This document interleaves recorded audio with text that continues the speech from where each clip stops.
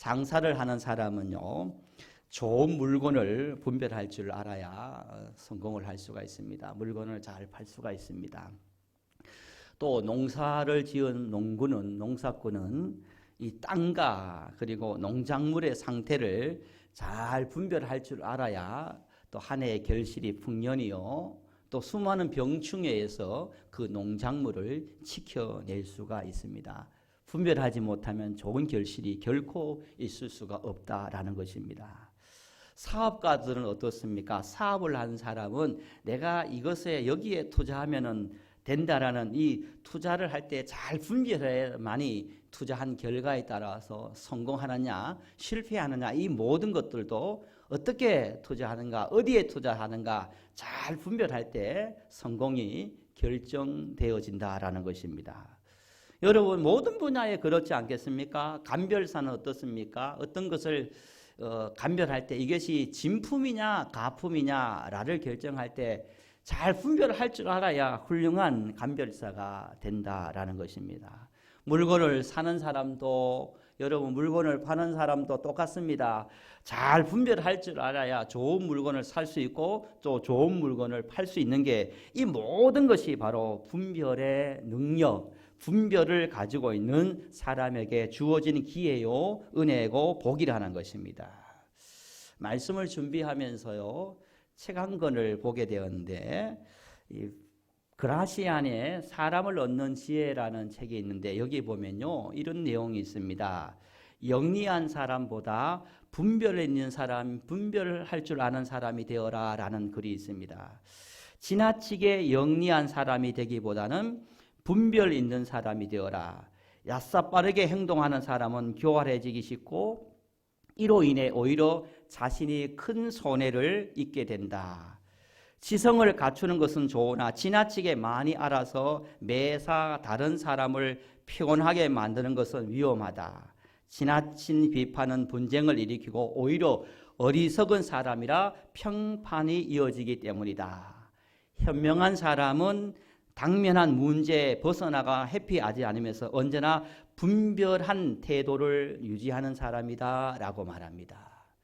이 모든 것이 바로 분별의 능력, 분별할 줄 아는 사람에게 가질 덕목, 우리의 삶의 모습이라는 것이죠. 여러분 한번 한 주를 돌아봅시다. 아니면은 올 한 해를 한번 돌아봤으면 좋겠습니다. 올 한 달을 돌아봤으면 좋겠습니다. 어떻습니까? 지금까지 잘 분별하지 못하여서 어려움을 당하고 낭패를 당하고 또 가슴 아픈 일, 그런 기억들이 분명히 저에게도 한두 가지 있고 여러분에게도 한두 가지 이상은 있을 것이라는 것입니다. 왜 그렇습니까? 왜 그때 그 선택을 했을까? 후회하면서 우리가 이 자리에 있습니까? 그것은 그 순간 그때 우리가 잘 분별하지 못함으로 말미암아 벌어진 결과 아니냐라는 것입니다. 여러분 신앙길도 비슷합니다. 믿음의 길도 동일합니다. 신앙생활을 하면서 믿음생활을 하면서 중요한 것이 있다면요, 바로 분별의 능력을 소유하는 것입니다. 저와 함께 고백했으면 좋겠습니다. 하나님, 저에게 분별의 능력을 주옵소서. 아멘입니까? 여러분 분별의 능력을 받기를 주님의 이름으로 축복합니다. 항상 깨어서 분별할 수 있는 능력을 겸비해야 됩니다. 분별하지 못하면요 다 잃어버릴 수 있습니다. 다 빼앗길 수 있다는 것입니다. 여러분 내가 이런 상황이 되면 분별할 줄 아는 사람, 내가 이런 상황이 되면 내가 화를 낼 것이다 라는 분별할 줄 아는 능력이 있으면요 그런 상황을 마주하지 않게 됩니다. 그 다음에 내가 이런 상황이 되면 절제를 못하게 될 것이다 분별할 줄 알면요 그 절제를 할 수 있는 그런 능력이 생깁니다. 내가 이런 상황이 되면 불평한다라는 것을 알고 있고 분별할 줄 알면 불평하는 것이 줄어드는 것입니다. 내가 이런 상황이 되면은 온순하고 천사의 미소를 가지고 있다가 사탄의 얼굴을 하고 공격적인 사람으로 나는 변한다라는 것을 알고 있고 분별할 줄 알면은 그렇게 되지 않다는 것입니다. 때로는 내가 이런 상황이 되면 섭섭병에 걸리거나 실족하게 되거나 미혹되거나 유혹하거나 넘어지게 된다라는 것을 자기를 자신을 잘 알고 있으면은 이것을 분별할 줄 알면은 이런 경우에 빠지지 않게 된다는 것입니다. 무슨 말씀입니까? 모든 것이 나에게 분별의 능력을 내가 가지고 있느냐, 내가 깨어 분별할 수 있는 능력이 있느냐 없느냐에 따라서 우리가 믿음을 잃어버리냐, 시험에 드느냐, 아니면 실족하느냐, 넘어지느냐, 이것이 바로 여기에서 출발한다라는 것을 말씀합니다. 여러분, 우리가 예수 믿고 하나님의 자녀로서 이 세상을 살아가면서요, 겸비해야 될 능력 중에 하나가 바로 분별의 능력입니다. 분별을 잃어버리지 않는 것입니다. 여러분, 이런 자세로 우리가 살았으면 좋겠습니다. 어떤 자세냐면요, 세상을 판단하려 하는 것이 아니라, 우리 그리스도인들은요, 누군가를 판단하고 누군가를 어떤 상을 판단하고 어떤 세상을 판단하려고 하면 안 됩니다. 우리 그리스도인들 이런 지혜를 가지고 있어야 됩니다. 세상을 판단하려는 자세가 아니라 세상을 분별하려는 자세를 가지고 살아야 됩니다. 여러분, 우리는 판단 그리고 분별을 동일시하는 경우가 많습니다. 그래서 내가 깨어있는 사람은 판단하는데 아닌 것입니다. 깨어있는 사람은 영적으로 성숙하게 온전히 깨어있는 사람은 세상을 판단하는 것이 아니라 세상을 분별하며 살아가는 사람이 바로 하나님의 영적으로 깨어있는 사람인 것입니다. 여러분, 분별과 여러분 판단은 엄청난 차이가 있습니다. 여러분, 판단은 내 기준이지만 여러분 분별은 하나님의 기준이 되는 것입니다. 작금에 여러분 서울에서 큰 사건이 벌어졌습니다. 그 사건을 바라보면서 우리 그리스도인들이 그 사건을 바라보는 자세, 태도가 어떻게 됩니까? 성급하게 판단하려 하면 안 됩니다. 판단하는 것이 아니라 그것을 보면서 이 시대를 분별할 수 있는 그런 능력을 가지고 있어야 되지, 섣부르게 이 사건을 판단하고 평가하면 오히려 우리 그리스도인이 세상 사람들로부터 욕을 먹는, 덕스럽지 않는 그런 결과를 초래할 수 있기 때문에 판단하려 들지 말고 분별하려고 할 수 있는 그런 지혜로 깨어있기를 주님의 이름으로 간절히 축복합니다. 왜 비판, 판단과 분별은 차이가 있습니까? 비판과 분별은 분명히, 판단과 분별은 분명히 차이가 있습니다. 어떤 차이가 있냐면은 동기부터 다릅니다. 비판은요, 판단은 상대방을 가만히 들여다보면요, 헐뜯기 위해서 비판을 합니다. 판단을 합니다. 그러나 분별은요, 세우기 위하기 위해서 분별한다는 것입니다. 대부분요, 분별하려고 할 때 세워지기 위해서 분별합니다. 그러나 대부분 판단은, 비판은요, 헐뜯기 위해서 출발하는 그 동기를 가지고 있다는 것입니다. 지금 내가 세우기 위하는가 아니면은 내가 지금 헐뜯기 위하는가라는 것은 내가 보면 내가 비판하는 삶인가 내가 분별하는 삶을 가지고 있는가를 따라 결정되는 것입니다. 두 번째로 여러분, 비판과 분별, 판단과 분별은 무슨 차이인가? 비판은요, 속단합니다. 비판은 전체를 보지 못하고 부분만 봅니다. 그러나 분별은 전체를 봅니다. 속단하지 않습니다. 멀리 봅니다. 비판한 사람은 그 사람의 진정한 마음의 의도를 모릅니다. 그래서 내 기준, 내 생각, 내 감정에 따라서 조급하게 결론을 냈습니다. 그러나 분별한 사람은 기다려줍니다. 그래서 성경에 고린도전서 4장 5절을 보면 이렇게 말합니다. 그러므로 때가 이르기 전 곧 주께서 오시기까지 아무것도 비판하지 말라, 판단하지 말라라고 말씀하고 있습니다. 여러분, 우리가 판단하고 비판해서는 안 된다는 것입니다. 비판은 신앙인의 모습이 아닌 것입니다. 우리가 분별하는 것이 진정한 신앙의 걸음이라는 것입니다. 여러분, 또 비판과 분별은 세 번째 이런 차이가 있습니다. 기준이 다릅니다. 어떤 기준이잖아. 비판은 내가 기준이 되지만 분별은 하나님이 기준이 된다는 것입니다. 여러분, 비판한 사람, 판단한 사람은요, 대부분 자기 감정, 자기 기분 중 자기 의를 가지고 비판하고 판단합니다. 그러나 분별하는 사람은요, 하나님이라면 예수님이면 어떻게 하실까? 그 하나님이 기준이 되고 말씀이 기준이 돼서 분별하면서 살아간다는 것입니다. 이와 같이 비판의 사람과 분별의 사람은 이 세 가지 기준이 있다는 것입니다. 여러분은 어떻습니까? 여러분 지금까지, 오늘까지, 여기까지 여러분 이 세상 모든 관계 속에, 신앙생활 속에서 비판의 길을 걸어왔습니까? 아니면 분별의 길을 걸어왔느냐는 것입니다. 이왕이면 여러분 비판의 길이 아니라 분별로 세우는, 살리는 삶을 살아가기를 다시 한번 예수님의 이름으로 간절히 축복합니다. 왜 우리가 잘 분별해야 되느냐? 왜 우리가 분별을 잃지 말아야 되냐? 분별하지 못하면요, 궁극적으로 신앙을 잃어버리고요, 여러분 사명을 잃어버리게 되는 것입니다. 오늘 말씀에 보면요, 예배자로서 있는 우리들이 특별히 세 부분을 잘 분별하라고 말씀을 하고 있습니다. 첫 번째는 무엇을 분별해야 되느냐? 56절에 이 시대를 잘 분별하는 신앙인이 되라고 말씀합니다. 우리 56절을 함께 합독을 해봅니다. 56절입니다. 시작. 외식하는 자여, 너희가 천지의 기상은 분간할 줄 알면서 어찌 이 시대는 분간하지 못하느냐. 주님께서 말씀합니다. 너희들이 구름을 보고 바람을 보면서 기상을 분별할 줄 알면서 왜 이 시대를, 이 세대를 바라보면서 왜 이 시대를 분별하지 못하느냐라고 말합니다. 우리의 신앙생활의 핵심이 있습니다. 여러분, 신앙생활의 핵심은요, 이 시대를 분별할 줄 아는 것이 바로 우리 신앙의 핵심 중에 하나라는 것입니다. 로마 시대가 왜 망했습니까? 로마 시대가 망할 때 여러분, 한 철학자는 이렇게 외칩니다. 로마의 시민 여러분, 가정을 지키십시오 라고 외칩니다. 로마 시대가 망한 이유는요, 바로 로마 시대는 성적으로 타락함으로 말미암아 로마 시대는 망했습니다. 여러분, 소돔과 고모라가 왜 망했습니까? 바로 성적인 타락으로 말미암아 소돔과 고모라가 망했습니다. 여러분, 뉴욕타임즈를 보면요, 미국 기혼 남성 50%와 기혼 여성의 15%가 불륜을 저진다고 합니다. 미국의 가정의 반이 모두가 불륜을 가지고 결혼을 했음에도 불구하고 남자친구가 있고 여자친구가 있는, 이것이 하나의 트렌드가 되고 문화가 되는, 그렇게 하지 못하면 능력 없는 사람으로 취급받는 그러한 이상한 문화 속에 살아가고 있다는 것입니다.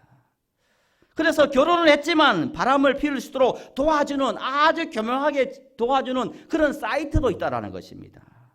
그래서 그 세이트의 제목이 이렇습니다. 인생은 짧다, 바람을 펴라 라는 것이 그 사이트의 로고라는 것입니다.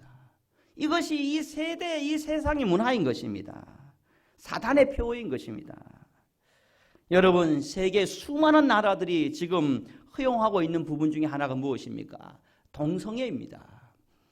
남자와 여자가 가정을 이룬 것이 아니라 남자와 남자가 결혼을 하고 여자가 결혼을 하고, 이런 것을 허용하는, 법정으로 허용하는 그런 시대를 우리가 살아가고 있습니다. 여러분, 그런데요, 이런 시대에 우리 그리스도인들은요, 분별할 줄 알아야 됩니다. 그것을 비판하기보다는요, 분별할 줄 알아야 됩니다. 비판하려고 달려들지 말고 분별하여서 깨어있는 신앙을 가지고 있어야 됩니다. 여러분, 로마 시대가 멸망할 때요, 로마 시대가 다시 부흥을 할 수 있었던 이유가 무엇이냐면요, 로마의 모든 귀족들의, 지도층들의 모든 딸들은, 모든 자녀들은 성적으로 타락했습니다. 서로 너무 잘 알았습니다. 그 집의 딸, 그 집의 아들, 서로 너무 문란하고 서로 타락한 그 시대에 오직 순결과 성결함을 지키고 있었던 한 가정이 있었습니다. 한 무리가 있었습니다. 그 무리가, 그 사람이 누구였냐면 바로 그리스도인들의 자녀들은 순결하고 성결함을 지키고 있었다는 것입니다.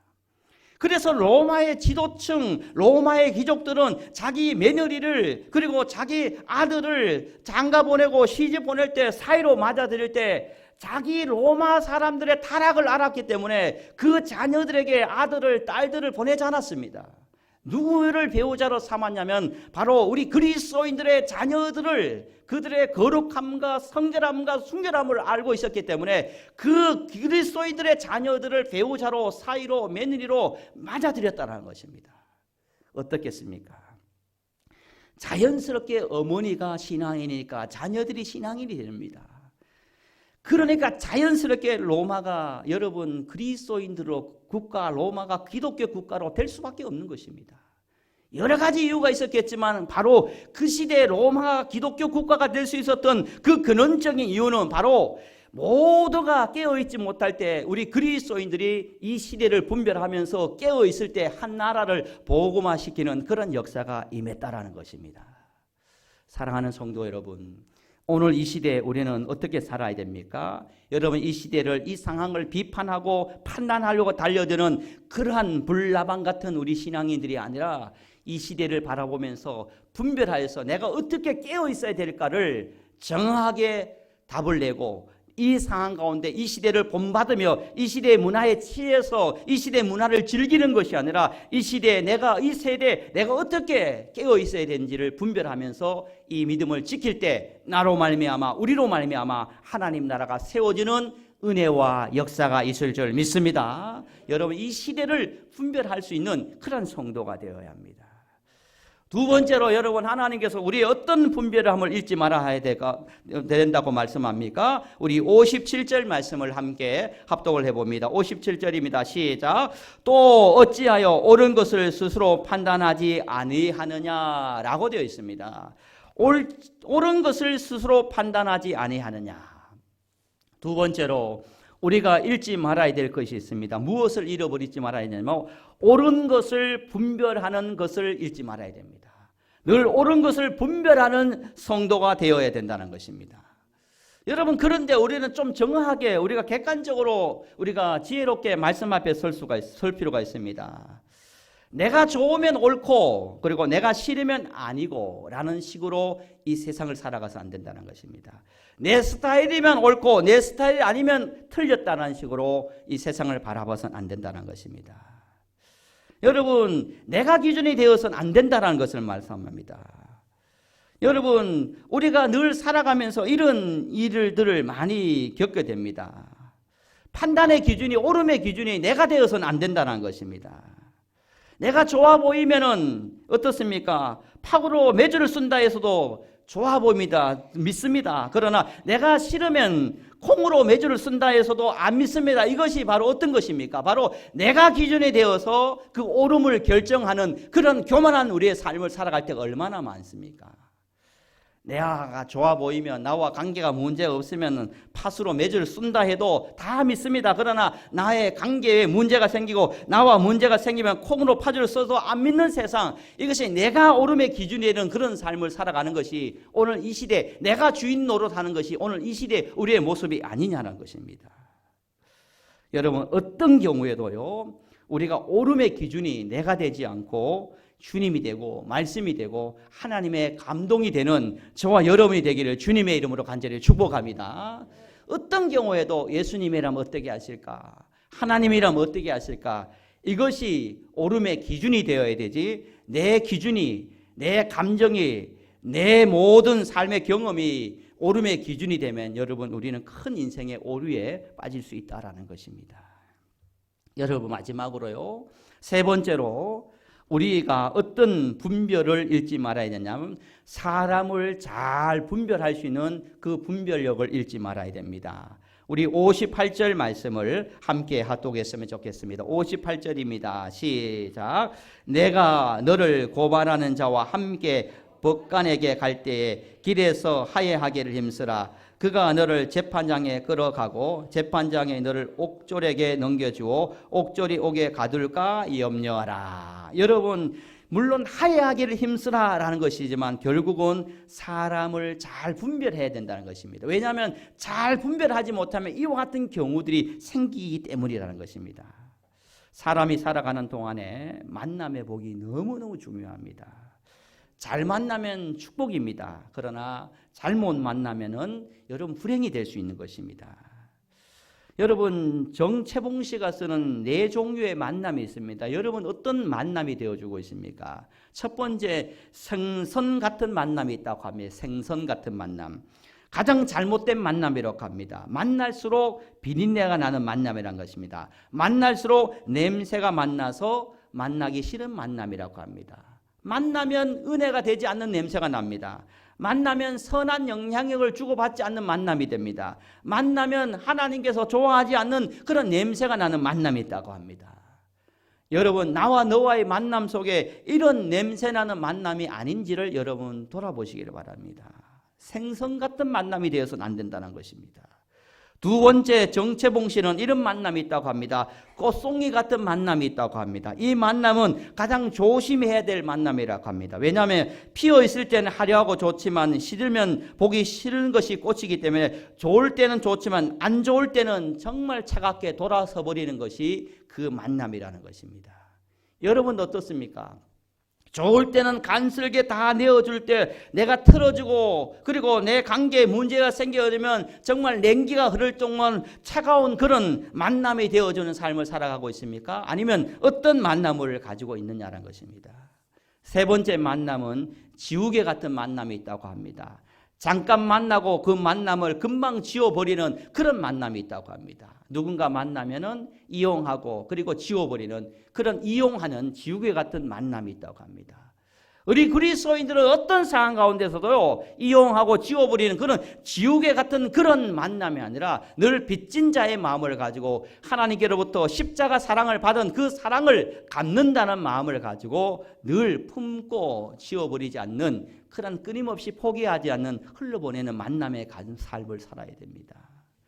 가장 좋은 만남은 정체봉식은요, 손수건 같은 만남이라고 합니다. 가장 아름다운 만남입니다. 힘들 때 땀을 닦아주고 슬플 때 같이 눈물을 닦아주는 만남, 나를 옳은 대로 인도하는 만남이 이 세상에서 가장 아름다운 만남이라는 것입니다.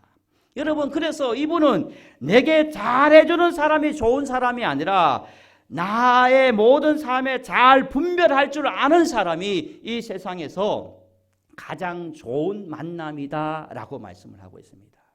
사랑하는 성도 여러분, 지금 내 주변에 지금 나는 누군가에게 잘해주는 만남인가, 아니면 잘 분별해서 옳은 대로 인도하는 그런 아름다운 만남의 관계를 이어져 가고 있는가라는 것을 확인하시기를 바랍니다. 사랑하는 성도 여러분, 이번 한 주간 또 한 주를 살아갑니다. 출발합니다. 하나님께서는 우리에게 어떤 상황 가운데서도 분별을 잃지 말라고 합니다. 이 시대를 바라보는 분별, 또 여러분 옳음을 판단할 수 있는 분별, 사람을 분별할 수 있는 그 분별을 가지고, 이 분별의 능력을 가지고 신앙도 은혜도 사명도 잃어버리지 않고 이 분별의 능력으로 영혼을 살리고 교회를 살리고 내 삶을 다시 회복시킬 수 있는 그러한 믿음의 삶으로 살아서 하나님의 영광 드러낼 수 있는 저도 여러분도 되어지기를 예수님의 이름으로 간절히 축복합니다. 하나님 아버지 감사합니다. 아버지 하나님, 우리가 이 시대를 살아가면서 잃지 말아야 될 것이 있다면요, 우리가 건강도 잃어버릴 수 있고 물질도 잃어버릴 수 있습니다. 그러나 회복할 수 있습니다. 그러나 분별력을 잃어버리면은 모든 것을 잃어버릴 수 있다는 것을 우리가 잃지 않고 어떤 상황 가운데서도 분별력을 잃지 않는 삶을 살되 이 시대를 분별할 줄 아는 신앙인, 또한 아버지 하나님 옳은 것을 분별할 줄 아는 신앙인, 또 사람을 잘 분별할 수 있는 그런 신앙인이 되게 도와주시고, 분별할 때 내가 기준이 되고 내 감정이 기준이 되고 내 생각이 기준이 되어서 분별하는 그런 신앙이 아니라 하나님이라면, 예수님이라면 어떻게 하실까? 말씀이 주님이 기준이 되어서 잘 이 시대를 분별해서 깨어있는 신앙인으로 하나님의 영광 드러낼 수 있는 우리 모든 성도님 될 수 있도록 역사하여 주옵소서. 이 믿음 위에 우리가 다시 온전히 세워지기 원하고 이 말씀 위에 우리가 그리스도의 장성한 분량에 이룰 수 있는 우리 모든 성도님 될 수 있도록 역사하여 주옵소서. 반짝반짝거린다고 해서 다 금이 아님을 잊지 않고 잘 분별함으로 승리할 수 있는 우리 성도님들 다 될 수 있도록 역사하여 주옵소서. 주님 도와주실 줄 믿으며 살아계신 예수님의 이름으로 간절히 기도드리옵나이다. 아멘.